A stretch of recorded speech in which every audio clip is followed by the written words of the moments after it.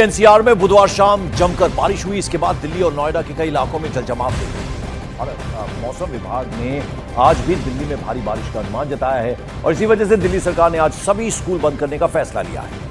भारी बारिश के चलते दिल्ली, नोएडा, गाजियाबाद, फरीदाबाद, गुरुग्राम में कई जगहों पर सड़कों पर बाढ़ जैसे हालात देखने को मिल रही हैं। तस्वीरें आप देखिए, हम आपको अलग अलग इलाकों की तस्वीरें दिखा रहे हैं। कितना नुकसान हुआ है। दरियागंज दिल्ली में एक कार इमारत की जद में आ गई। आप देखिए कैसे ऊपर स्लैब पूरा का पूरा कार के बोनट उसके विंडस्क्रीन पर गिरा नजर आ रहा है। एक और दूसरी कार आप देखिए दरियागंज में किस तरह से बारिश के चलते नुकसान हुआ है और उसकी तस्वीरें हम आपको दिखा रहे हैं। उसके अलावा पूरा एनसीआर रीजन, दिल्ली के अलावा लगातार बुधवार को बारिश हुई और फिर क्या हालात बने।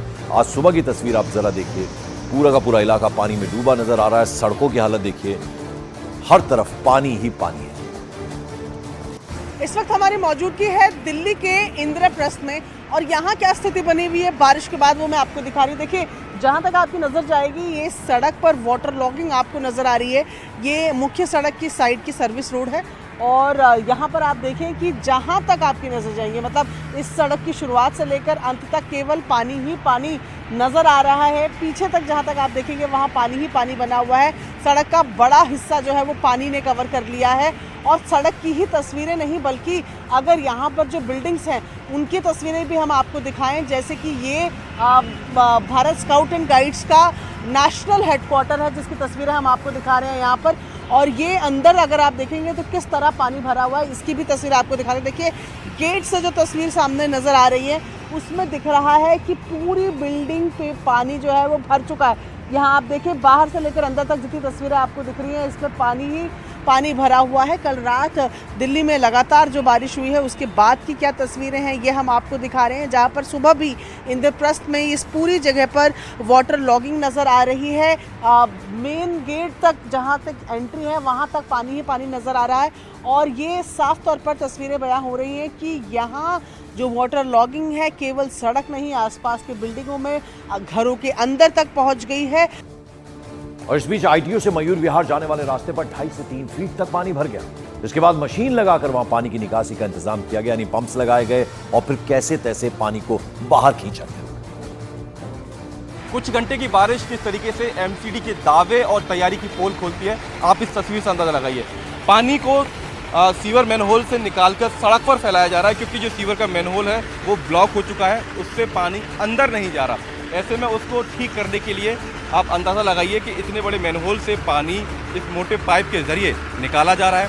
ट्रैक्टर पंप की मदद यहाँ पर ली जा रही है और इसके ज़रिए आप देखिए तो सड़क पर पानी फैलाया जा रहा है, जिससे कि जो सड़क का दूसरा छोर है वहाँ पर दूसरा पंप लगाया गया है, वहाँ का मैनहोल ठीक से काम कर रहा है। तो इस तरीके से जो ब्लॉक पड़े मैनहोल से पानी बाहर निकाला जा रहा है। आप इससे अंदाज़ा लगाइए कि एमसीडी की तरफ से दावा किया गया था कि जितने भी नाले हैं उनकी साफ़ सफाई कर ली गई है, कहीं पर भी कोई ब्लॉकेज नहीं है। तो ऐसे में ये तस्वीर कहीं ना कहीं एमसीडी के उन दावों की पोल खोलती हुई दिखाई देती है और ये तस्वीर आईटीओ की है और इस तरीके से तमाम जगह पर पंप लगाए गए हैं। आप देखिए यहाँ पर एमसीडी का कर्मचारी हैं, वो यहाँ पर पंप लगाने का तैयारी कर रहे हैं, काम कर रहे हैं। तो इस तरीके से आईटीओ के एक तरफ पानी है, एक रास्ते पर पानी है और दूसरी तरफ दिल्ली के अंदर प्रवेश करने वाले रास्ते पर पानी फिलहाल नहीं है, लेकिन आसपास अगर आप देखेंगे तो ये इसके ठीक पीछे, इस ट्रैक्टर के ठीक पीछे इनकम टैक्स ऑफिस है और अभी जब सुबह 8 बजे के बाद या 9 बजे के बाद जब दफ्तर खुलेगा तो हालात क्या होने जा रहे हैं आप अंदाज़ा लगाइए, क्योंकि इसी रास्ते पर इसी आईपी स्ट्रीट के अंदर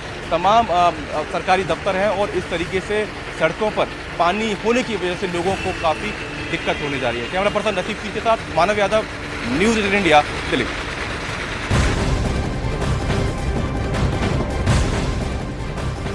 तो देश की राजधानी दिल्ली का क्या हाल है, हम तस्वीरों के जरिए आपको दिखा रहे हैं। दिल्ली में पिछले कई घंटों से बारिश जारी है। लगातार हो रही इस बारिश की वजह से कई इलाकों में जगह जगह सड़कें तालाब में तब्दील हो गई। दिल्ली का ओल्ड राजेंद्र नगर, जहां एक बड़ा हादसा हुआ, 3 छात्रों की वहां जान गई, उस जगह भी दोबारा से पानी भर गया है। एक कोचिंग सेंटर के बेसमेंट में पानी भरने से 27 जुलाई, जैसे हमने आपको बताया, 3 स्टूडेंट्स की दुखद मौत हुई थी। इस कोचिंग सेंटर के बाहर की सड़क तालाब में तब्दील हो गई है, वहां सड़क पर घुटनों तक पानी भरा है।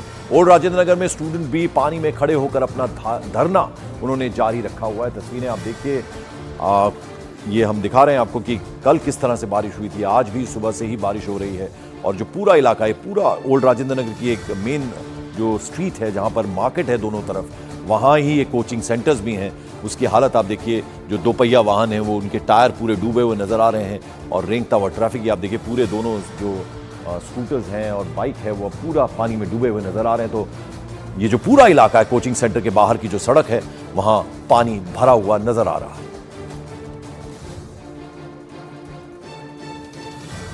चूंकि है जहां पर एक तरफ छात्रों का, अभ्यर्थियों का प्रदर्शन लगातार चल रहा है, वहीं जो एस्पिरेंट्स है, जो अभ्यर्थी हैं, उनके लिए नई समस्याएं भी यहां पर हो रही है।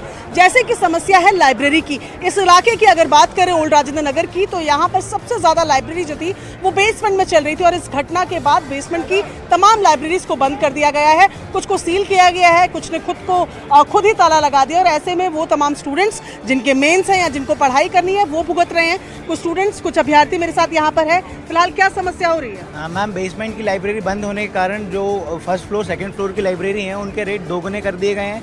यहाँ तक जहाँ की लाइब्रेरी, बेसमेंट की लाइब्रेरी में 2000 पे कर रहे थे हम लोग, वहाँ फर्स्ट फ्लोर, सेकंड फ्लोर में हम लोग 5000 पे करना पड़ रहा है। तो ये अब नई समस्या खड़ी हो गई है और ये इस घटना के बाद हुआ है। अभी तक क्या हो रहा था, बेसमेंट में बच्चे जा ही इसलिए रहे थे क्योंकि वहाँ का रेंट फीस कम हुआ करती थी और फर्स्ट फ्लोर की ऑलरेडी 3500 के आसपास हुआ करती थी। अब वो बढ़ के 5000 6000 ऐसे मनमाने रेट से लाइब्रेरी चला रहे हैं। अच्छा, आपकी क्या समस्या है? मैम, समस्या तो यही है कि लाइब्रेरी बंद हो जाने की वजह से पढ़ाई पे काफ़ी असर पड़ा है। पढ़ाई बिल्कुल हो ही नहीं पा रहे। जैसा कि सभी आप लोगों ने दिखाया कि यहाँ के रूम कितने ही सफोकेटेड होते हैं, ना ही वेंटिलेशन, ना ही विंडो, सिर्फ सफोकेशन। तो ऐसे रूम में कैसे पढ़ाई हो पाएगा? बच्चे ढंग से सो भी नहीं पाते 6 घंटे। एक लाइब्रेरी ही आशा बची हुई थी, एक होप थी, लास्ट होप, जिसमें बच्चे कंसिस्टेंसी के साथ 12-15 घंटा, उसमें मैं भी एग्जाम्पल हूँ, अच्छा से पढ़ाई कर पाता था।